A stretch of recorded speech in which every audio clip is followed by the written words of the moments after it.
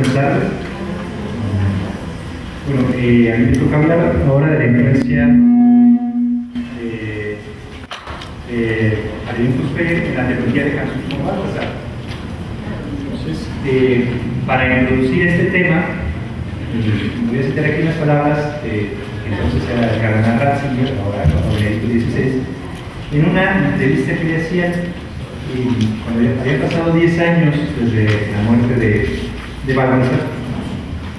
La entrevista es sobre la profecía en la Iglesia y a una de las preguntas, entonces cardenal respondía así, donde le preguntaban cuál era la relación entre los carismas proféticos y la teología.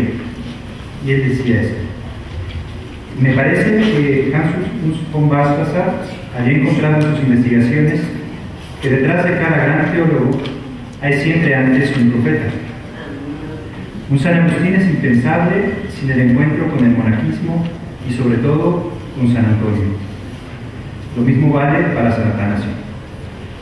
Y Santo Tomás de Aquino no sería concebible sin Santo Domingo y el carisma de la evangelización que le era propio. Lo mismo se podría decir de San Buenaventura respecto de San Francisco de Asís. Lo mismo sucede con Hans von Balthasar, impensable sin Alienus Pei. Creo que se podría demostrar cómo en todas las figuras de los grandes teólogos es posible una nueva evolución teológica solo cuando hay un vínculo entre teología y profecía. Cuando se procede solamente en forma racional, no acontece jamás nada nuevo.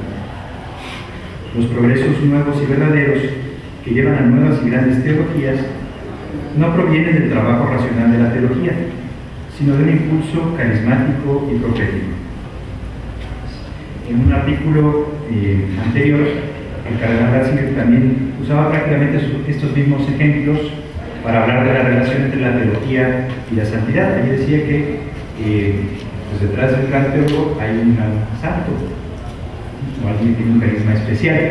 Entonces, el sentido de que da la palabra que decía aquí el cardenal Ratzinger, pues se puede entender ese profeta es alguien que tiene un carisma especial que ha recibido de Dios, que puede incluir también gracias místicas, ¿no? Como en algunos de los ejemplos, San Francisco de Asís, como sería San Antonio Abad, y que sirve como para recordarle algo a la Iglesia, o para poner el acento en alguna cosa que quizás se ha quedado un poco olvidada, algo que está en la revelación, que puede estar incluso también presente en el credo, pero que en un momento de la vida de la Iglesia pues ha quedado como en segundo plano.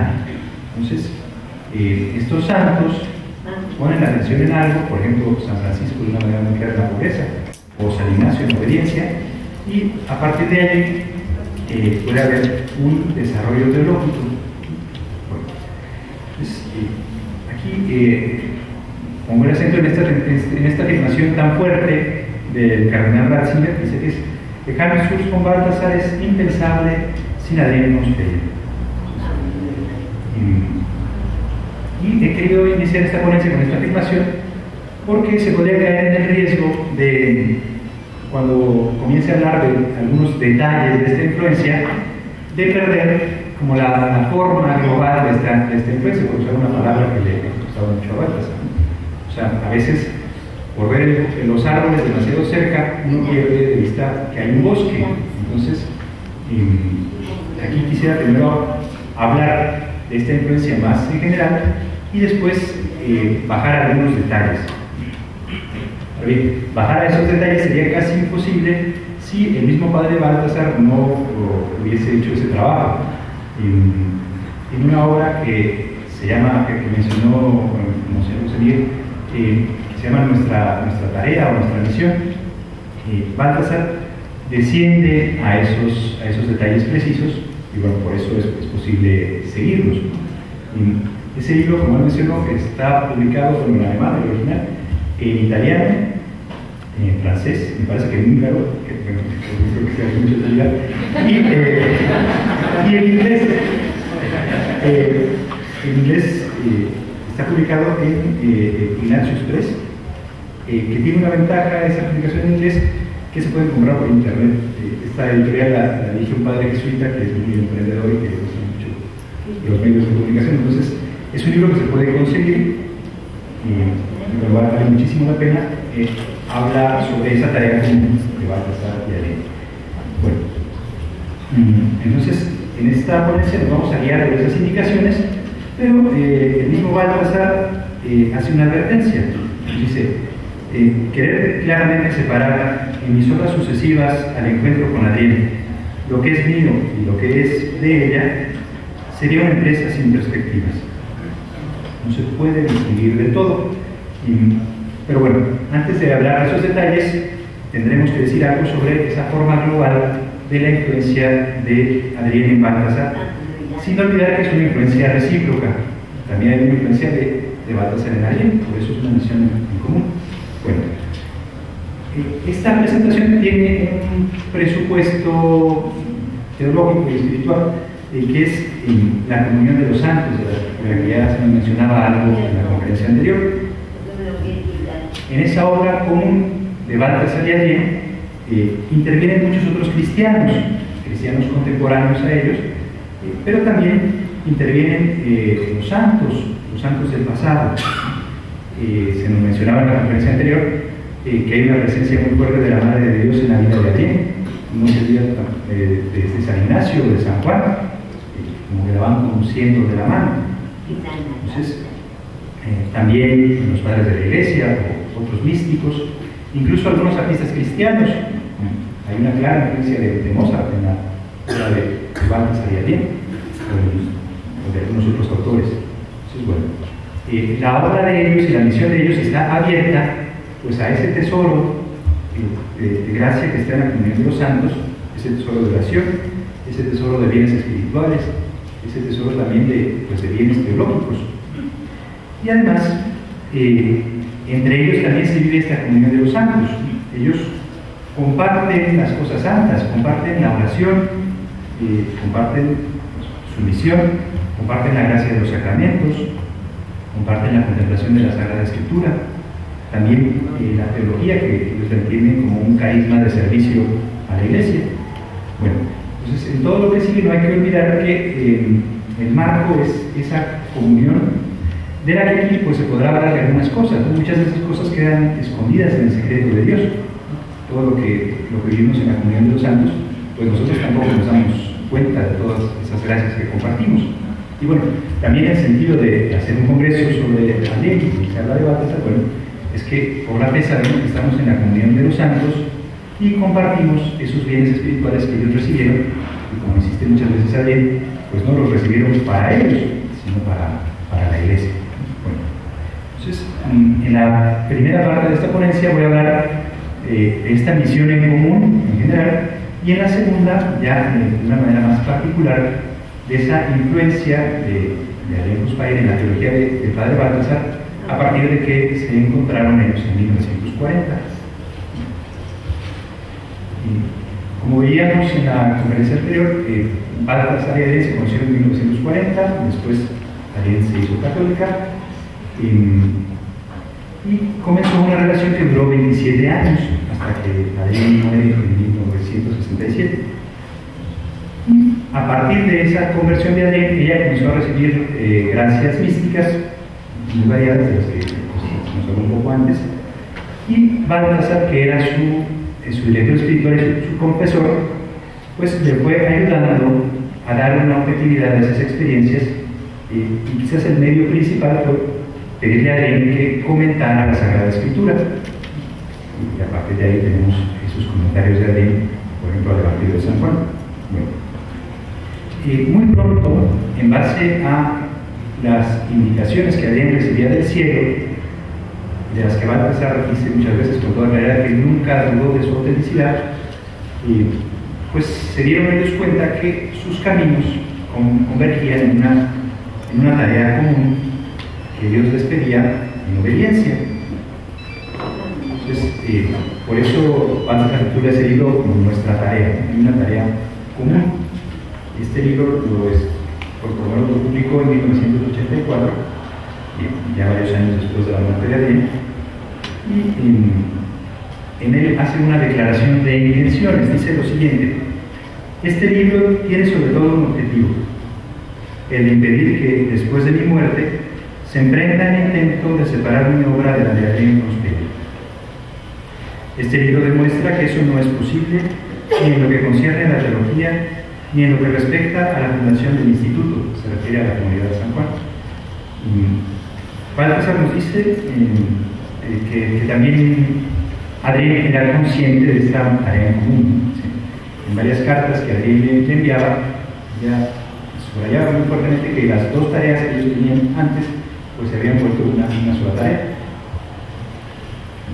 Entonces ellos tienen una misión en común en la que por la obediencia a Dios pues va a brotar una fecundidad en común. Toda esta misión tiene un carácter teológico, no solo los escritos teológicos, pero aparte de las obras propiamente teológicas de Baltasar Adrien, hay otras tareas que ellos entendieron. Entonces, yo voy a considerar aquí tres cosas que ellos hicieron juntos, tres tareas que entendieron, que son la primera, la fundación de la comunidad de San Juan, un instituto secular; la segunda, la fundación de una editorial, la Johannes Verlag, o editorial Juan, sería literalismo. Bueno, y luego la tercera tarea, en la que hablaremos un poco más, son pues ese trabajo teológico en común que realizan. Bueno, estas tres tareas que emprendieron tienen un denominador común: la presencia en todas ellas del apóstol San Juan. La comunidad se llama San Juan, la editorial se llama Juan, y toda la teología tiene ese carácter o ese sello del apóstol San Juan. Bueno, esta se puede decir que es la principal influencia carismática de Adrien en Baltasar. Eso de lo que hablaba, lo que citaba yo, que hablaba Ratzinger al inicio, bueno, esa influencia, ese empuje especial, pues es esta presencia del apóstol San Juan, y eso que Adrien le aporta a Baltasar. Baltasar lo describe así: Adrien Prosperi fue quien indicó el camino por realizar de San Ignacio a San Juan. La formación del padre Baltasar pues era completamente ignaciana. Estaba en la compañía de Jesús, no llegó a hacer los votos solemnes, pero bueno, recibió allí toda su formación. Él, incluso después de tener que dejar la compañía de Jesús, como veíamos en la ponencia anterior, él siempre consideró que la compañía era su patria espiritual. Entonces, él tiene esa formación marcada por San Ignacio, y Adrien le aporta, como explicamos en las preguntas que menos mal que ya salieron en la ponencia anterior, le aporta ese sello de San Juan. Y hay como un camino que Baltasar tiene que realizar, no que tenga que dejar a San Ignacio, pero sí tiene que incluir esos acentos del apóstol San Juan. Juan, que es para Adrien el discípulo amado del Evangelio que permanece en el amor de Jesús, y es también por esto como el arquetipo, el representante principal de lo que es ser amigo de Jesús, ser amigo del esposo, como era San Juan, pero San Juan Bautista, y vivir en la obediencia y en el servicio a Jesús. Ese aspecto del permanecer sí que da un sello especial a San Ignacio. La compañía de Jesús pues es una obra en la iglesia que hace y ha hecho miles de cosas, una obra muy apostólica, de realizar tareas, y este acento de permanecer añade un aspecto especial. No solo hay un hacer, sino también hay un permanecer que es importante. Hay que tener ese equilibrio entre acción y contemplación. Este camino que con la ayuda de esta influencia de Adrien hace Baltasar y que hacen juntos, pues no es un camino solamente teórico, es un camino vivido, que a ellos los va a llevar pues, a una forma concreta de consagración en la iglesia, en esa comunidad que van a fundar, y a un servicio concreto a la iglesia también allí. Entonces, aquí es muy importante ver que esta misión está bajo el amparo principal de estos dos santos, San Ignacio y San Juan. Bueno, entonces había dicho que iba a hablar de tres trabajos principales que emprendieron. El primero, casi solo lo menciono, es la fundación de la comunidad San Juan, porque en la próxima ponencia se nos va a hablar sobre él de manera extensa. Esta comunidad comenzó en 1945 y aquí lo importante es decir que para Baltasar y para Adrián este trabajo era lo principal que Dios les pedía. Los otros dos son subordinados a esto.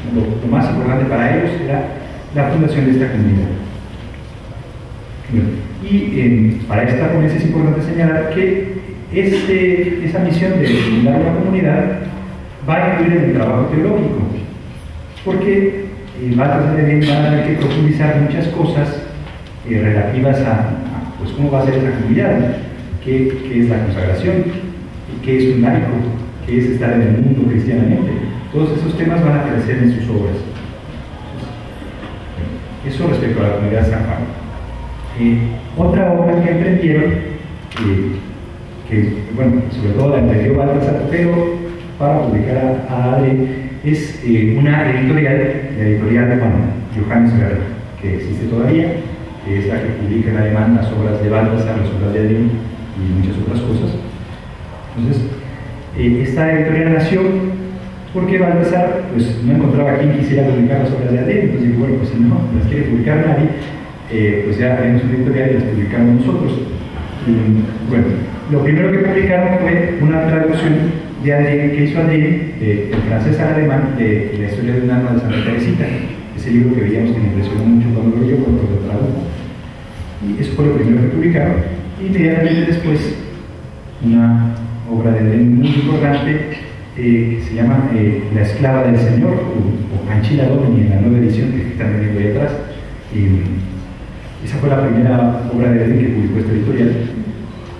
Luego fueron ampliando el programa, incluyendo otras cosas, como obras de actualidad cristiana, por los grandes maestros de la tradición cristiana. Bueno, este trabajo está relacionado con lo que veíamos en la ponencia anterior, que Adrián le dictaba a Baltasar los comentarios.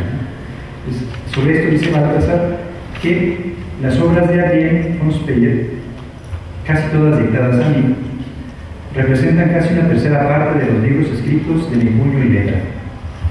Y eso que él escribió bastantes libros. Bueno, los libros de Adrián son, si no me equivoco, son 60 títulos. No todos son libros grandes, pero bueno. Y la mayoría de ellos, Adrián se los dictaba a Baltasar, como veíamos durante media hora, y Baltasar tomaba en estenografía, para poder hacer rápidamente, aprendió a hacer estenografía, y luego los transcribía y los publicaba. Entonces, sobre esto, el primer dictado fue el comentario de Adrián al Evangelio de San Juan, que son 4 volúmenes. Al español se ha traducido el primero, también lo acabo de ver por ahí atrás. Y esto es muy importante porque este comentario está lleno de temas teológicos y va a influir muchísimo en toda la tarea común de Baltasar y Adrián. Bueno, Baltasar le dio mucha importancia a esta tarea de publicar a Adrián. De hecho, mucho tiempo después de la muerte de Adrián, él siguió publicando, porque claro, tenía todas las notas, pero tenía que seguir el trabajo de pasarlas en claro, luego revisarlas, publicarlas. Entonces, hasta muchos años después de la muerte de Adrián, siguió haciendo esto y hace un comentario. Dice Baltasar: en la actualidad, después de su muerte, la obra de Adrián von Speyer me parece mucho más importante que la mía, y la publicación de sus escritos inéditos me ocupa más tiempo que mis trabajos personales. Esto lo dice el padre Baltasar en esta obra, que esta sí que se puede conseguir en español, pues se podía conseguir después de no esté agotada. Se llama Adrián von Speyer, Vida y Misión Teológica, publicada por Editorial Encuentro en Madrid, publicada en 1986. No estoy seguro si todavía se encuentra. un libro muy pequeño y muy interesante. Bien, entonces, decía Baltasar que la tercera parte de los libros que él escribió y publicó eran los de Adrián. Otra tercera parte, que para él tiene el segundo lugar en importancia, son traducciones y antologías de autores de la tradición cristiana. Por ejemplo, San Ireneo, Orígenes, San Agustín. También algunos otros autores que solo directamente están en la tradición cristiana, como Goethe o Nietzsche. Y bueno, en este rubro de las antologías, el último libro que publicó fue una antología de Adrian Speyer, que está en alemán. La traducción de su título sería Gustar y Ver, una antología teológica. Bueno, esa es la segunda tercera parte de los libros que él escribió, porque claro, haciendo las antologías o traduciendo los escribió. Y la última parte, que para él es la más importante, pues son sus propias obras. Bueno, eso en cuanto a la editorial de San Juan. Y en tercer lugar está, la tercera tarea común que emprendieron fue la producción teológica de ellos. Aquí Baltasar quiere dejar una cosa clara. Hay una teología de Adrián. Adrián no es solo una autora mística o espiritual, tiene una teología propia.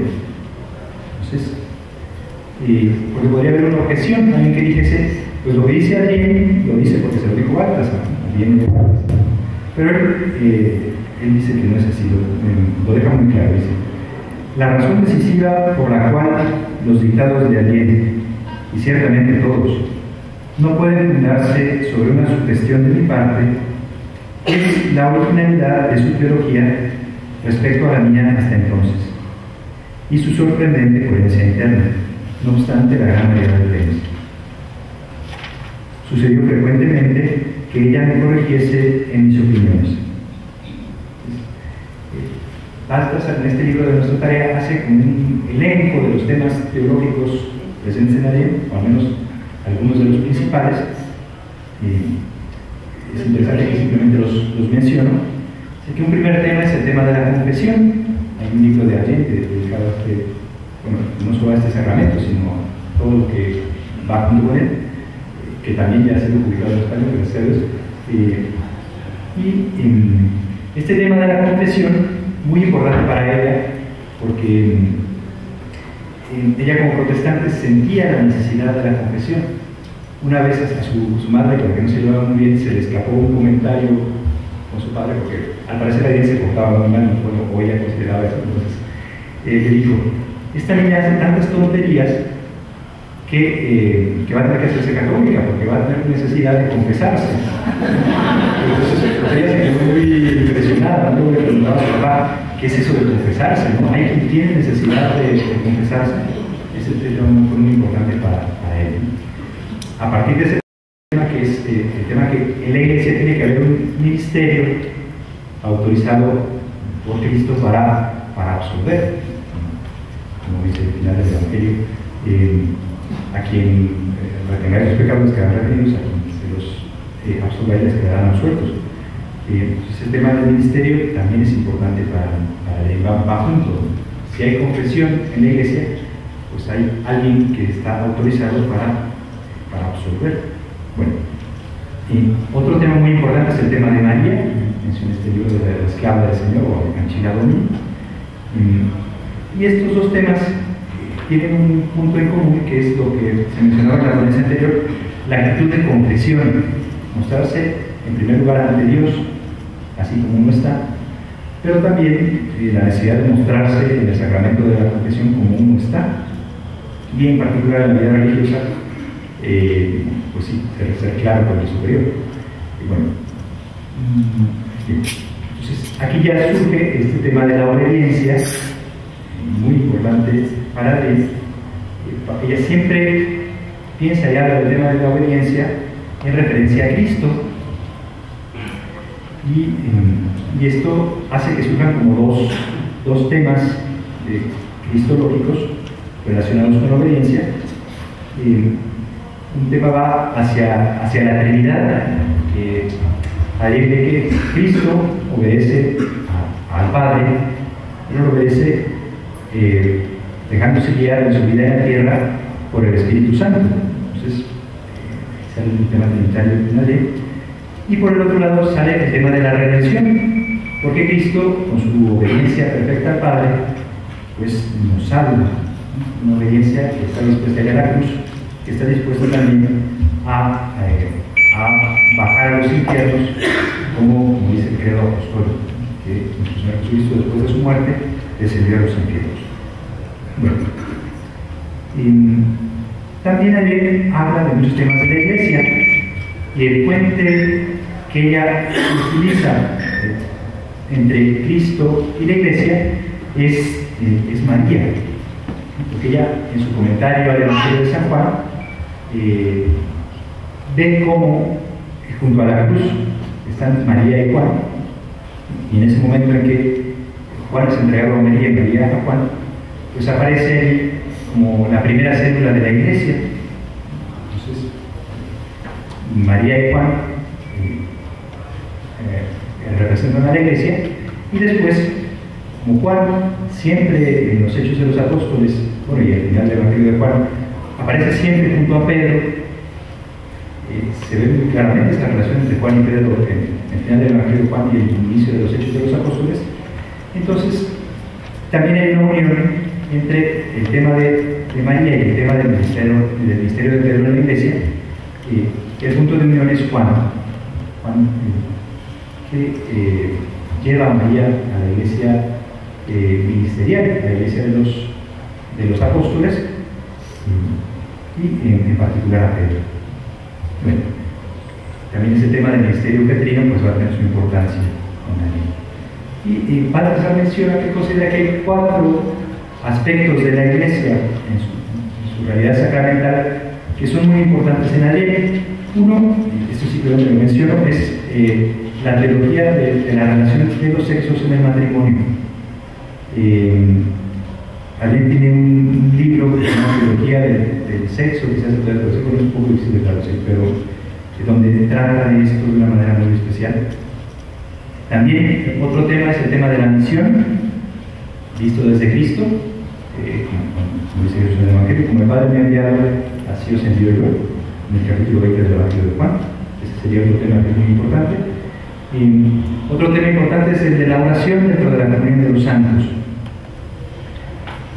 Otra obra de él se llama El Libro de Todos los Santos, donde presenta la oración de los santos, de santos particulares. Y finalmente considera que es muy importante la teología de la mística que hay en Adrián, que también está presente en 2 volúmenes de las obras póstumas, uno sobre el aspecto subjetivo de la mística y otro sobre su aspecto objetivo. Sobre todos estos temas, Baltasar hace una aclaración. Dice: todos estos temas fundamentales de la obra de Adrián, que acabo de describir, no aparecen ni en mis conferencias ni en mis libros antes de 1940. Y cuando aparecen después de 1940, pues ya es por lo que él ha ido aprendiendo de Adrián. Dice, naturalmente, mi propia temática y mi propia especulación no es que se haya acabado, ¿no? Pero se ha visto enriquecida por eso que Adrián le aporta. Bueno, antes de comenzar a ver en el siguiente apartado cómo estos temas van influyendo en concreto en la obra de Baltasar, conviene mencionar aquí que también Adrián ayudaba a Baltasar en sus labores pastorales. Por ejemplo, le daba consejos para las conferencias que él daba, incluso para sus homilías. También le ayudaba mucho con los ejercicios espirituales, sobre todo con la oración, con algunos consejos, con el sacrificio de ella, porque sea sacrificios por quienes hacen ejercicios, y también a veces con sus dones místicos, ¿no? Con algunos dones místicos extraordinarios que a veces le servían para darle alguna indicación concreta al padre Baltasar sobre alguna persona. Bueno, otra cosa que hacía es que leía los borradores de los libros de Baltasar. Baltasar le pedía que leyera sus borradores, y ella hacía un comentario que transcribo aquí, es muy interesante. Cuando le leo, me parece a veces que usted escribe para un lector completamente teórico, es decir, para un hombre que vive solo en su intelecto. un hombre que debería tener todos sus presupuestos, que podría entenderle al menos a medias. Y este hombre no existe. Cuando uno lee una obra de Baltasar, algo de esto,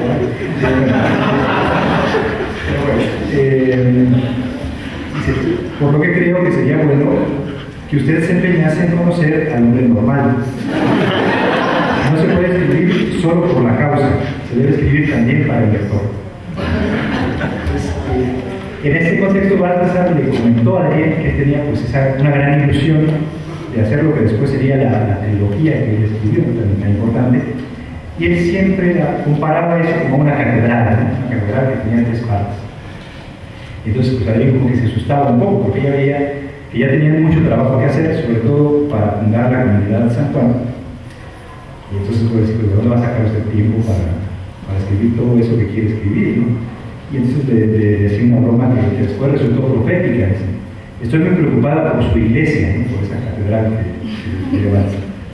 Si usted está dispuesto a concluirla dentro de 30 años, pues entonces está bien, ¿no?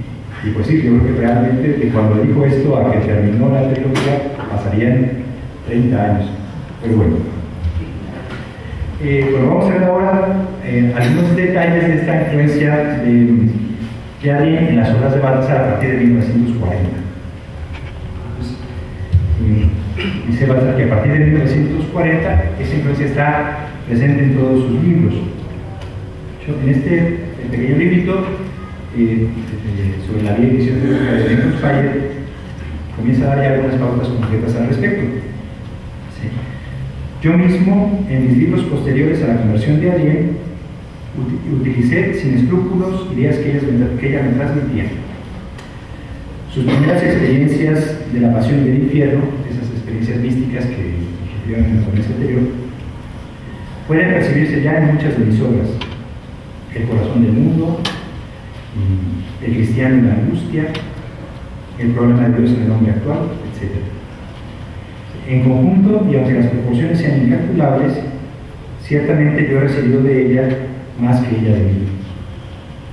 Sin ella, muchos artículos aparecidos en los ensayos teológicos nunca hubieran visto la luz. A ella le debo sobre todo la perspectiva fundamental de mi gloria, la primera parte de la teología, aunque ella no haya participado directamente en la elaboración de esta obra.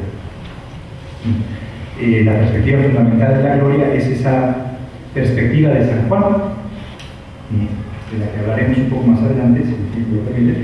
Y bueno, sobre eso que decíamos que Adrien muestra el camino para realizar de Ignacio a San Juan.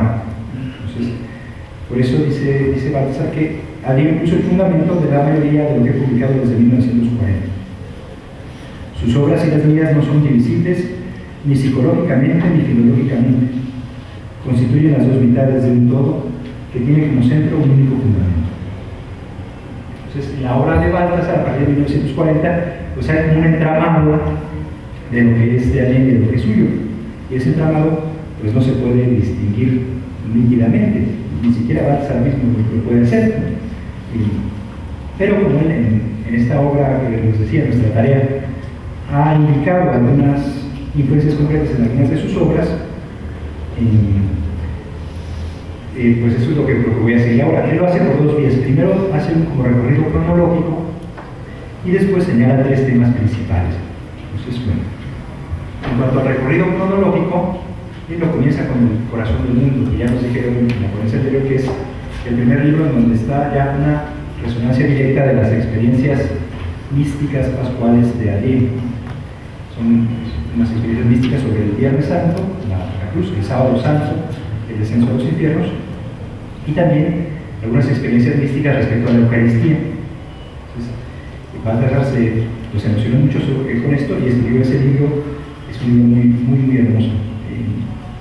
Bueno, y dice Baltasar que todas las alusiones a estos misterios de la pasión, la muerte y la resurrección del Señor posteriores van a estar influenciados por esto, ¿no? Sobre todo por la teología del Sábado Santo y sobre ese artículo de la fe, que Jesucristo descendió a los infiernos. Se va a pensar que ese es como el regalo teológico más claro que recibió Adrien. y lo más importante para estos días. O sea, el artículo de la fe ciertamente está un poco limitado en nuestros días. Incluso en el Nuevo Catecismo, yo creo que es el artículo de fe que menos espacio tiene. Me parece que 2 páginas de acuerdo a la explicación del artículo de fe. Una vez el redactor del Catecismo, que ahora es el cardenal Schönborn, el arzobispo de Viena, decía, pues sí, él conocía lo que decía Balthasar, lo que conocía y lo que dice Adrien, me parece muy bueno, pero dice, pues quizás todavía la Iglesia tiene que necesita un poco más de tiempo para recibir eso. Es una influencia muy clara. Esto aparecerá en muchas obras de Balthasar, en artículos en los ensayos teológicos, en Verbum Caro y Neuma Institution. Ese libro todavía no está traducido al español, me parece. ¿O sí que es el tercero de los ensayos? Sí, es el cuarto, no está traducido, van en el tercero. También la teología de los 3 días, que es un libro que primero publicó en una enciclopedia que existe en español, que se llama Mysterium Salutis, con el título Mysterium Pascal. Es en el tercer tomo de esa enciclopedia. Después fue publicado independientemente. Y también estas experiencias místicas de Adrien respecto de la pasión, pues están de tal manera presentes en el último volumen de Teodramática, que es la segunda parte de la teología de Balthasar, que teniendo que citar tantas obras de Adrien, de hecho, como iba a citar 37 de las obras de Adrien en ese libro, pues puso las siglas al principio y después dice, bueno, cada vez que lo cite simplemente pongo la letra, ¿no? Entonces, está lleno de citas de Adrien ese volumen. También aquí, otro libro, El Cristiano de la Angustia, surge para dar a comprender esas experiencias de angustia de Adrien que hemos hablado en la ponencia anterior. Bueno, y todo esto es importante en este tema, esta recuperación del misterio del sábado santo, que vuelva a salir a la luz. Es algo que siempre está, pues está en el credo, ¿no? Pero es un tema que estaba como dormido.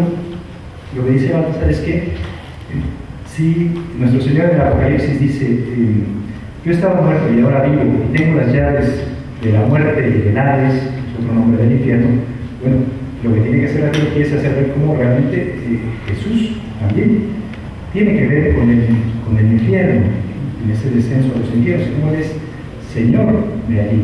Tras su paso por allí, Él tiene las llaves del infierno también. Todo lo que tiene que ver con las realidades últimas tiene que ver con Jesús. Todo consiste en esto, diciendo una respuesta a las preguntas de la ponencia pasada. Ese es un tema difícil, pero bueno, poco a poco la Iglesia lo va también recibiendo, ¿no? esa gracia de Balthasar. Bueno, continuando este recorrido cronológico, dice Balthasar que también en su obra teológica, que es la tercera parte de la teología, hay una influencia de Adrien, sobre todo en el segundo volumen. Allí aparece o se desarrolla el concepto de verdad según San Juan, que Adrien lo presupone en todas sus obras y está muy explícito en todo el comentario al Evangelio de San Juan. Dice Balthasar que entre el primer volumen de esta teológica, en el que se considera la verdad del mundo, la verdad de la filosofía, como pues, adecuación de la mente a la realidad, la apertura del ser, bueno, para el segundo volumen hay un salto, ¿no? Cuando se habla de la verdad de Dios, uno tiene que darse cuenta que en el mundo hubo uno que dijo, yo soy la verdad. También dice Jesús en el Evangelio de Juan, para esto he nacido, para esto he venido al mundo, para dar testimonio de la verdad. O como dice el prólogo, la luz vino al mundo, pero las tinieblas no lo quisieron recoger. Bueno, pues todo eso está en esta teología, que comienza presentando este concepto de verdad de San Juan, y luego, cuando va a hablar de la eternidad, también hay mucha influencia de Adrien, y también en un tema al final que es muy importante porque Adrien fue protestante, el tema de Lutero, se va a pensar que Lutero habló de un abismo en la teología, ¿no? Una separación entre gracia y ley, naturaleza y gracia, y que a este abismo él cree que la respuesta definitiva viene de Adrien von Speyer.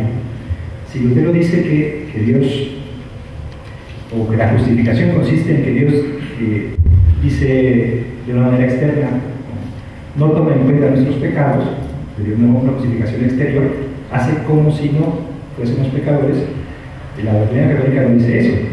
Dice que Dios nos libra de nuestros pecados por la muerte de su Hijo. Entonces dice que él tiene mucho que decir, porque en su teología muestra cómo el amor de Dios es capaz de hacer frente al pecado, a la cruz y el descenso a los infiernos, y realmente separar el pecado del pecador, hacernos realmente justos, no hacer como si, que simplificamos mucho la doctrina de Lutero, sino hacer realmente que seamos justos, salvarnos, hacernos santos. Bueno,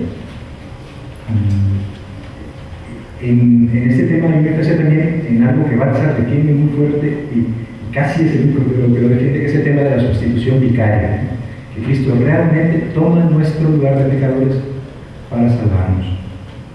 Bueno, también a partir de la fundación de la Comunidad de San Juan, Balthasar desarrolló mucho el tema de los estados de vida en varias obras. Quizás la principal, y existe también en español se llama Estados de Vida del Cristiano,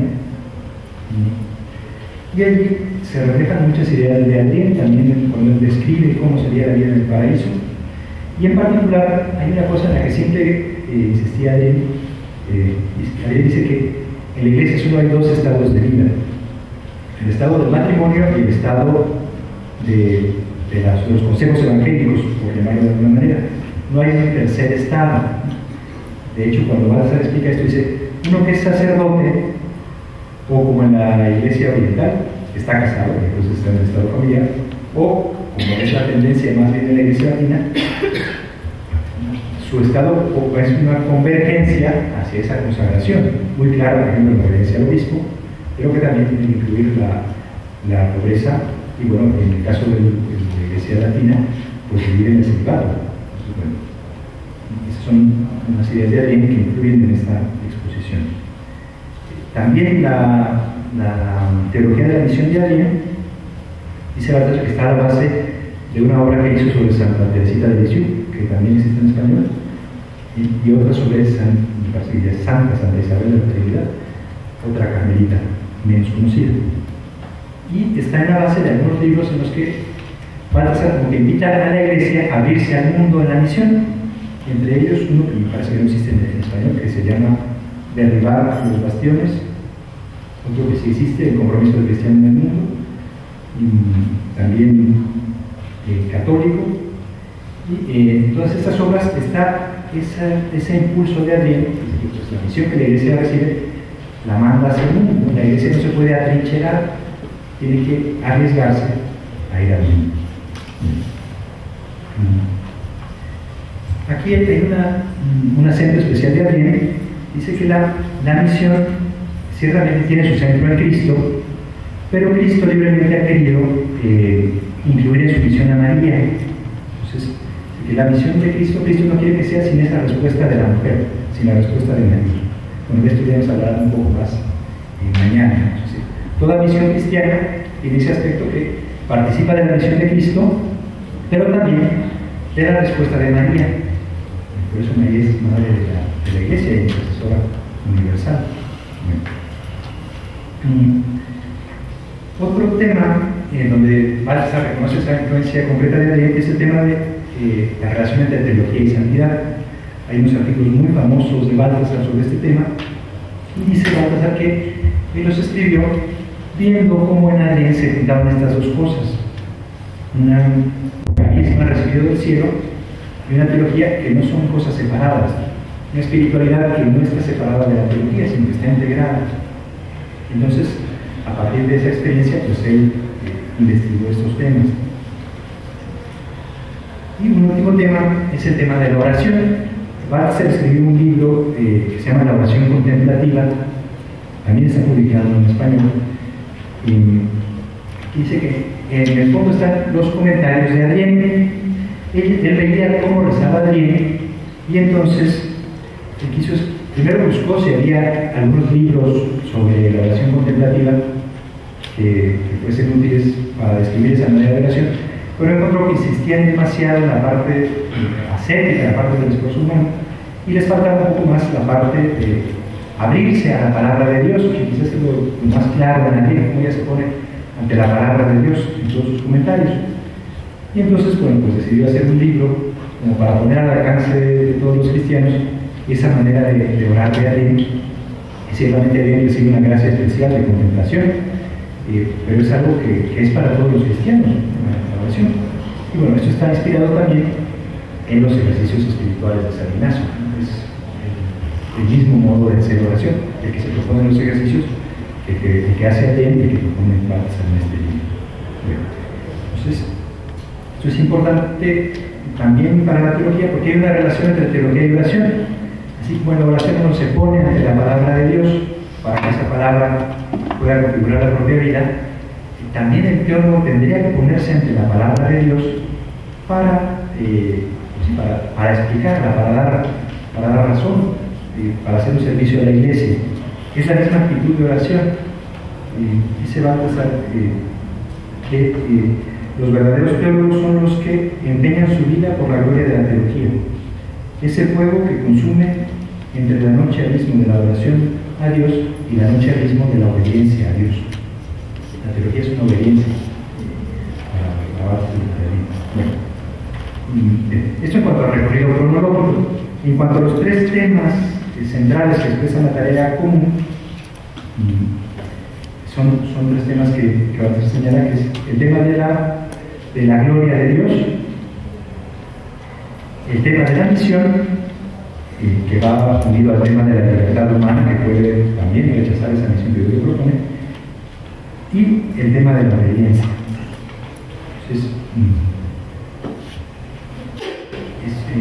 sobre el primero de estos temas, el tema de la gloria,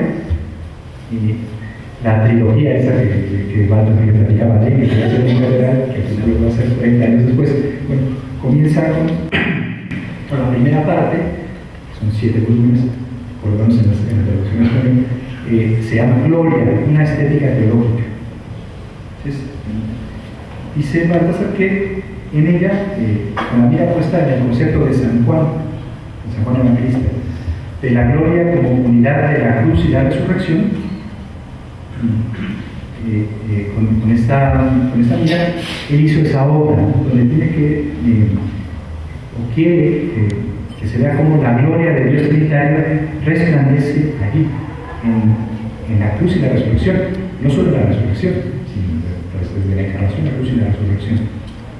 Entonces, aquí dice que ese tema a la base de su trilogía, que es el modo como Juan presenta la gloria de Dios, alguien lo en 1948 así, y cita: la encarnación del Hijo de Dios no disminuye su gloria, más bien la hace resaltar, pero mediante una donación, una renuncia a su gloria. Dice San Pablo que Jesús se despojó de su rango, pero eso resalta la gloria de Jesús y resalta también la gloria del Padre y del Hijo, porque en eso que es pues la obra de la salvación del género humano, pues está empeñada toda la Trinidad.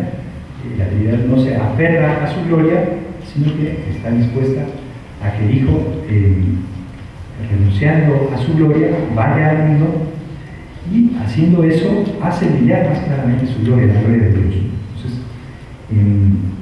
Entonces, esa perspectiva de San Juan, que la gloria de Dios brilla en la cruz de Cristo, cuando parecería que no está nada de esa gloria, bueno, eso está a la base de la teología de Adén y de esta presentación de Baltasar en la gloria. Dice que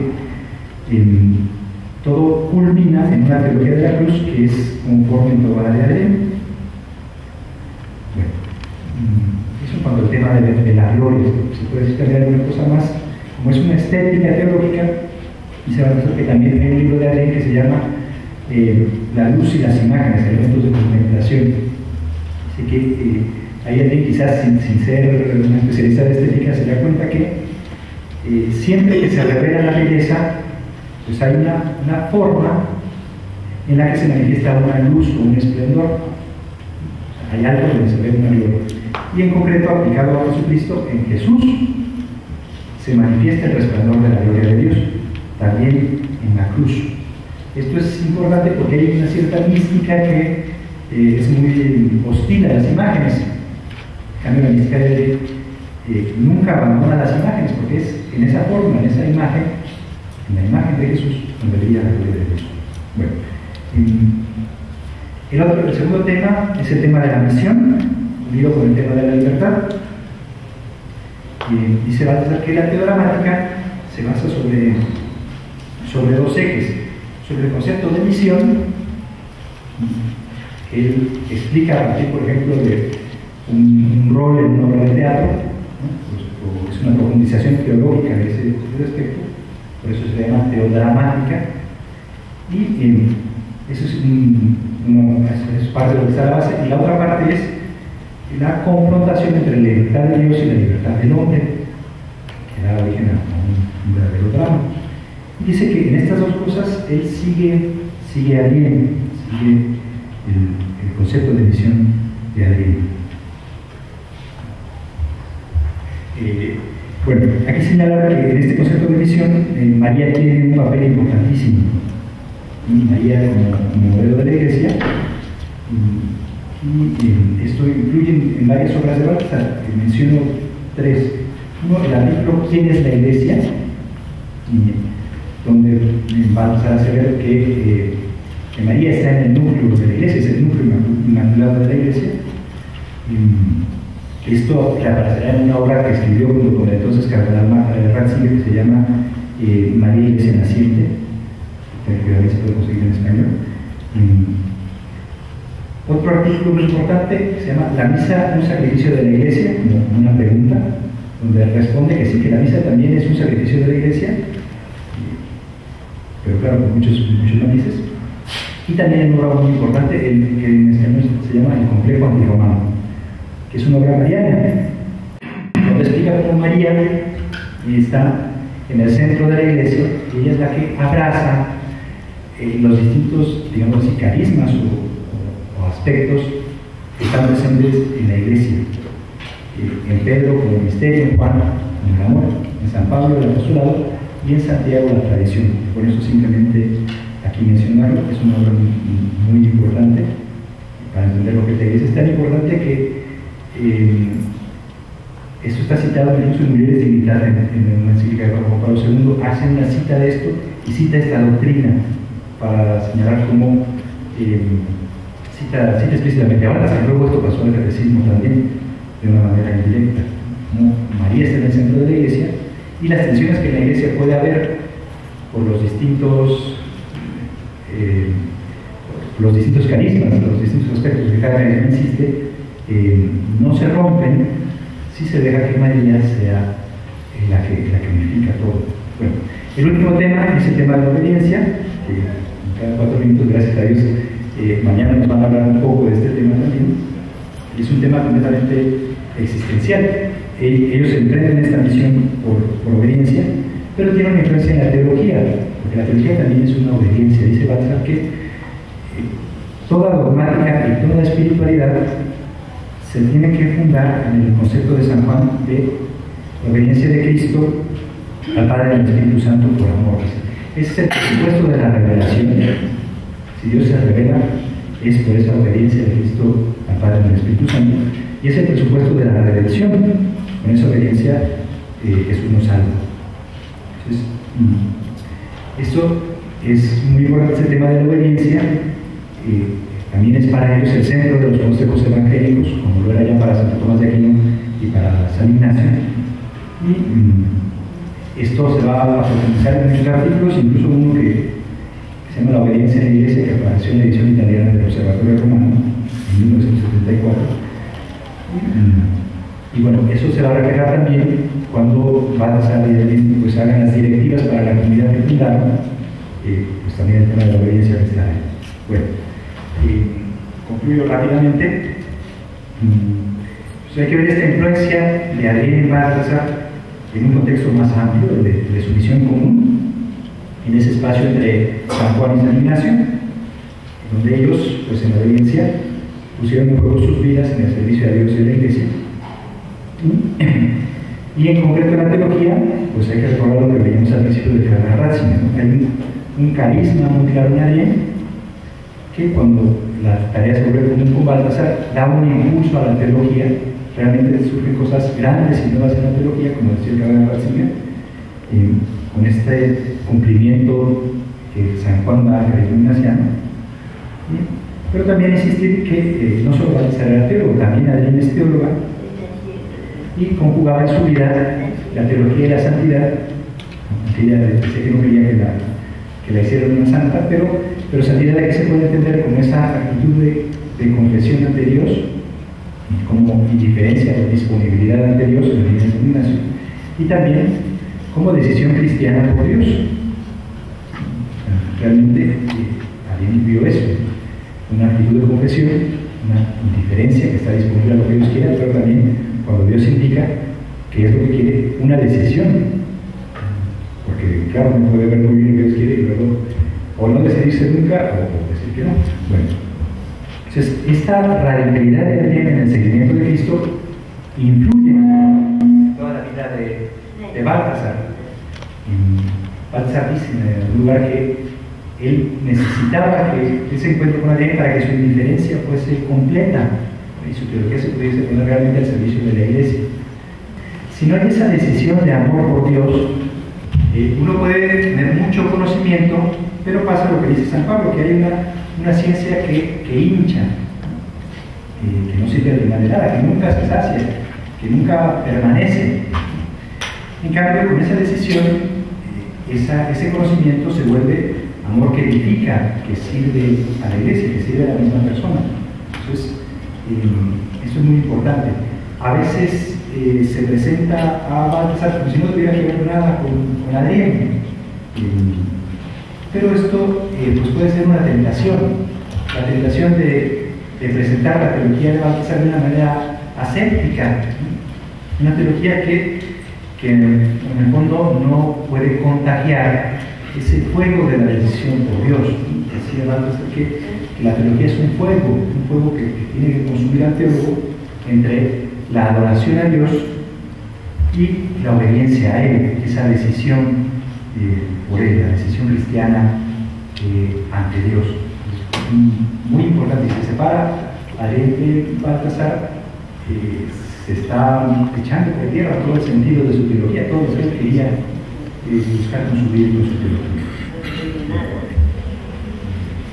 Pues muchas gracias.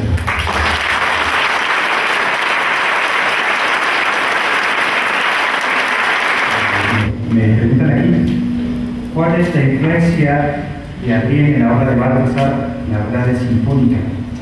¿La hay ahí? Es decir, ¿cuál es la relación entre verdad y teología?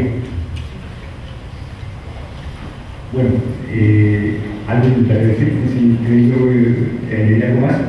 Me parece que esa obra también está dentro de esta línea de Adrien, de entender la verdad como la entiende San Juan. Eso es lo que yo podría decir. Entender también la teología como una obediencia a la verdad. Me parece que no lo he dicho, pero Baltasar incluye esta obra expresamente cuando habla de ese concepto teológico de verdad según San Juan. Es un concepto que claro, no se puede explicar en ningún congreso completo, pero hay un padre jesuita que escribió un libro solo sobre eso, que se llama La verdad en San Juan, el padre de la Potería, que Baltasar también lo reconoce como una de las bases de su teológica. Pero claro, todos los libros, es prácticamente la obra de una vida de un autor. Entonces dice Baltasar que este libro, La verdad sinfónica, se coloca en esa línea. Entender la verdad como la entiende San Juan. ¿En qué modo influyó Baltasar en Adrien? Esto es más difícil, yo creo que pero yo creo que es muy importante, bueno, Una primera influencia fue lo que nos dijeron en la ponencia anterior, lo que nos dijo José Miguel. Baltasar tenía un problema, un bloqueo con el Padre Nuestro, con decir, hágase tu voluntad.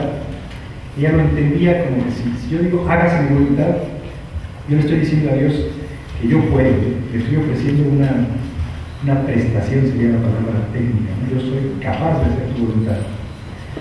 Baltasar le explicó que no es así, no es una súplica, ¿no? O sea, decirle que yo pueda hacer tu voluntad, ¿no? Yo que me doy cuenta que pues, muchas veces no la hago y que muchas veces no llego. Entonces, eso fue muy importante para él, poder volver a rezar el Padre Nuestro y más en general poder volver a rezar. Fue lo que le llevó a la conversión al catolicismo. Y otra cosa muy importante es que él pues, tenía todas esas experiencias místicas y de algún modo había que canalizarlas. Entonces, aquí fue muy importante que el padre Baltasar le dijese, bueno, comente la escritura, porque como veíamos en el ejemplo ese de que en la ponencia pasada de la imagen de la mujer del Apocalipsis, pues eso dejaba a alguien completamente intranquila, ¿no? En esta de angustia. Pero si Baltasar dice, esto es lo que dice San Juan en el Apocalipsis, ella de inmediato ve que eso está en la objetividad de la revelación de Dios. Entonces, esa guía es muy importante. El hecho de que Baltasar le pidiese que comentase la escritura hace que todas esas experiencias subjetivas encuentren una objetividad.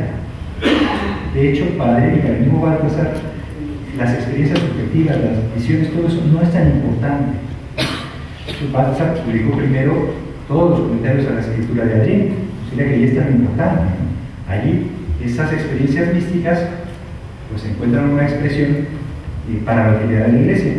Lo otro lo publicó después, eso pues es ya para alguien que esté especialmente interesado para una cosa puntual, ¿no? Porque claro, también el riesgo sería que como eso llama mucho la atención, pues hubiese un interés como morboso, ¿no?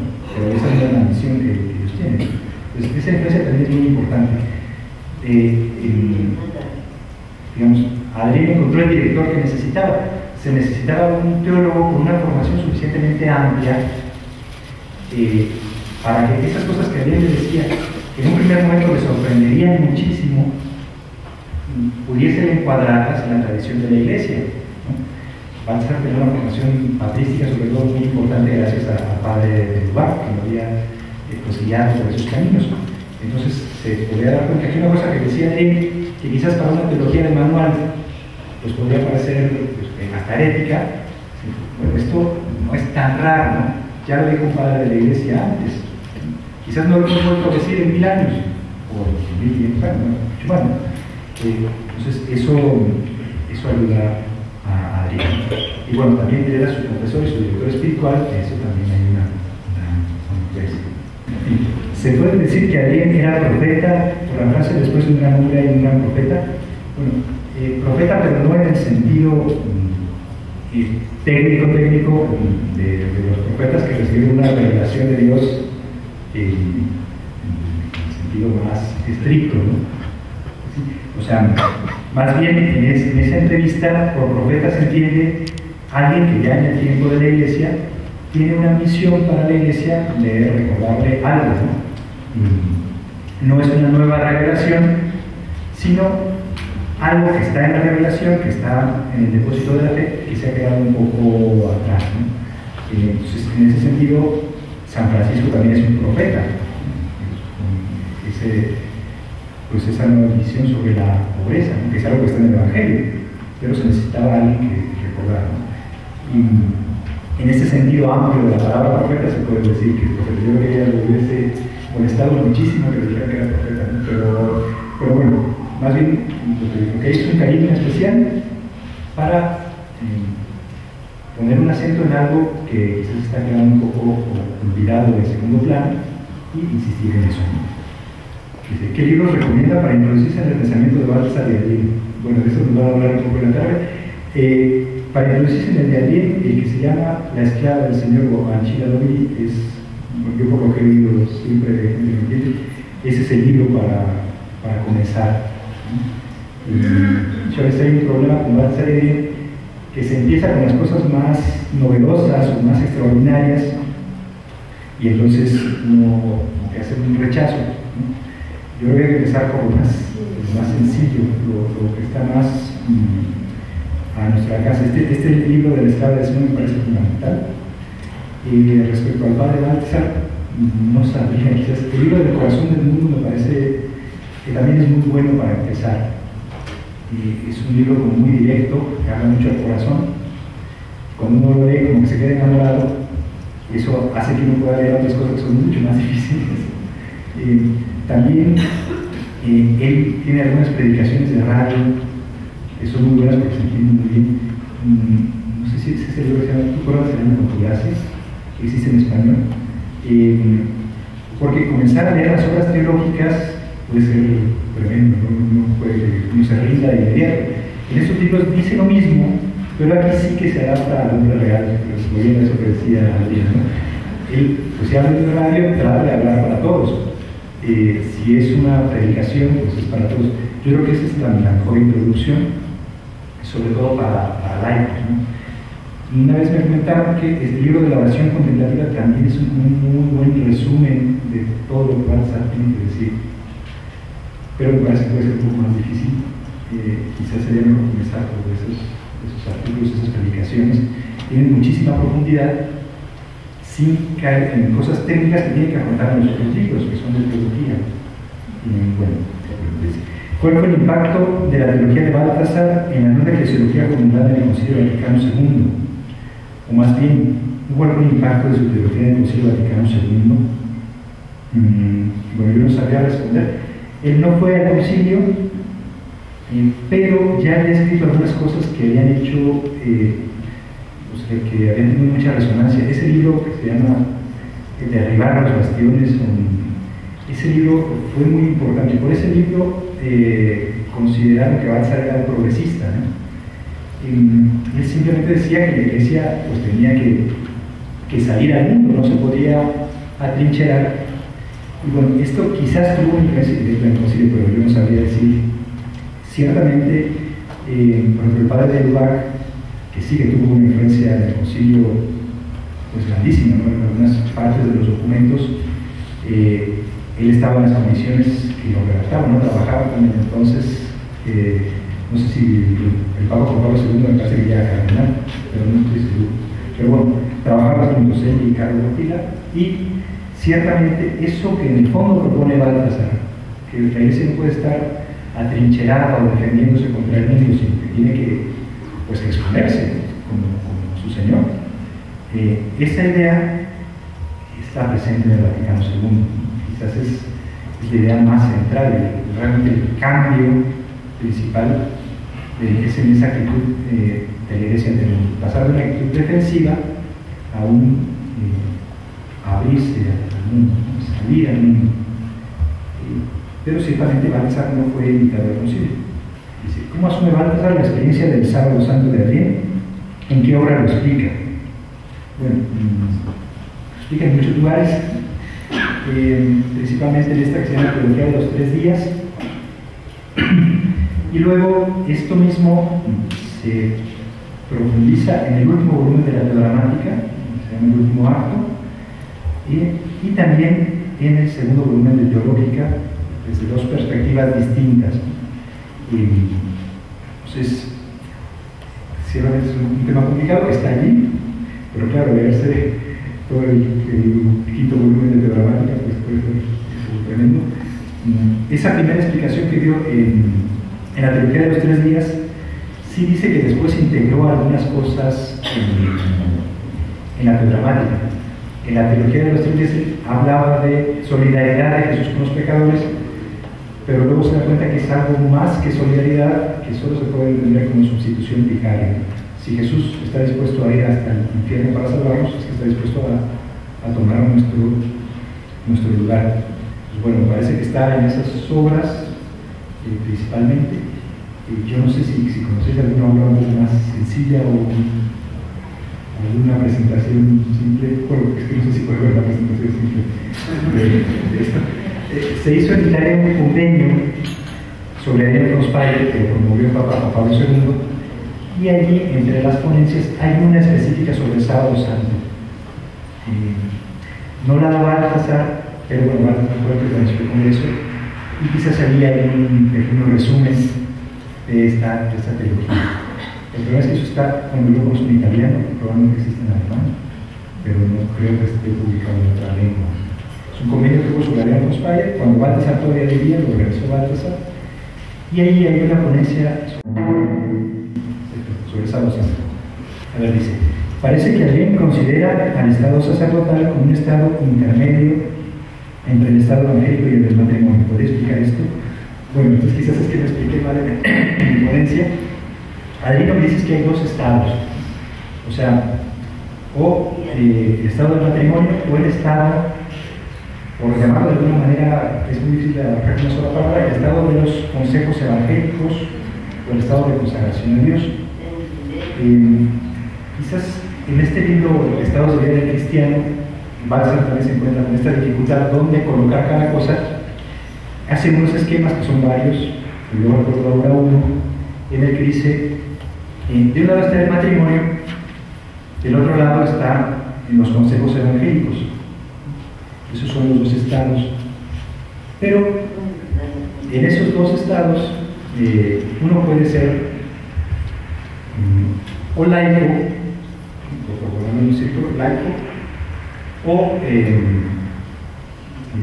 o sacerdote, o vivir el sacerdocio ministerial. Entonces, uno que es laico puede estar casado o puede vivir los consejos evangélicos.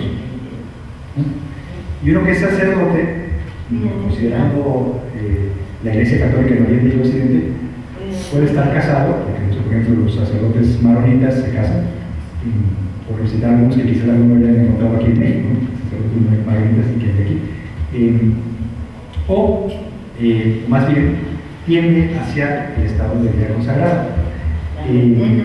Pero ciertamente la posición del sacerdote es un poco especial. Dice alguien que hay una convergencia entre el estado sacerdotal y el estado de los consejos. Convergen sin ser lo mismo. Pero bueno, eso es lo que lograría explicar. Pero ella dice que hay dos estados, ¿no? Y el que sea sacerdote, bueno, claro, si está en la iglesia latina no se puede casar, entonces sabe que su vida tiene que converger hacia ese estado de los consejos.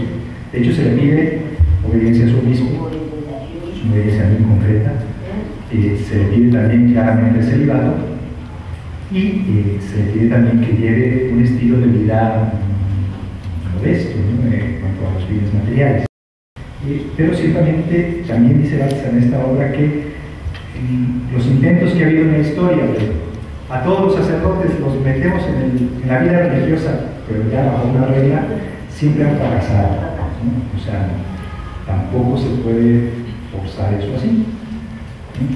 Pero claro, el que es sacerdote, sobre todo en la iglesia latina, como ha ido evolucionando el modo de vivir el sacerdocio, pues sabe que tiene que apuntar, bueno, que él está consagrado a Dios.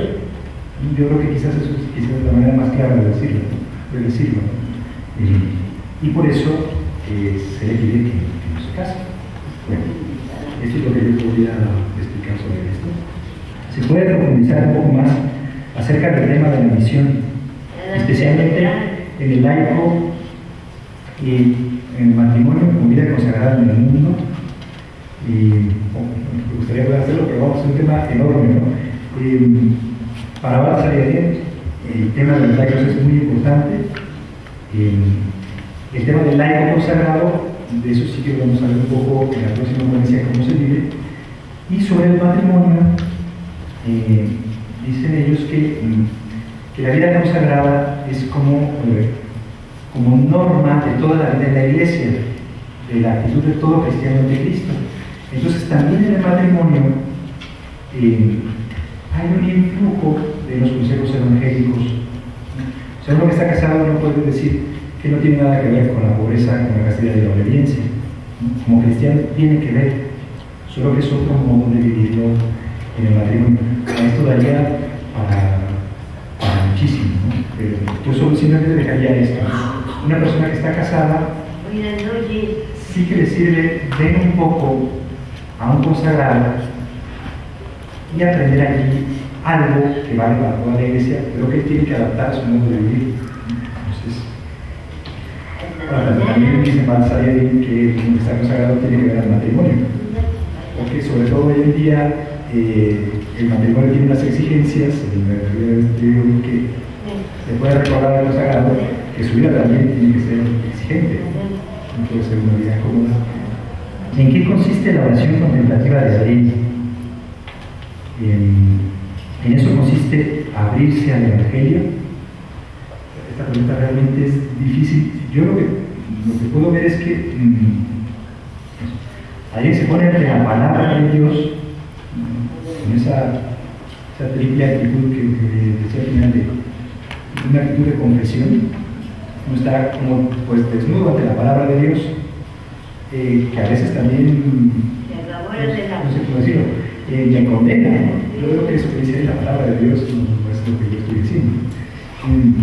En una actitud de disponibilidad, en lo que la palabra de Dios tiene que transformar en mi vida, y en una actitud de decisión, ¿no?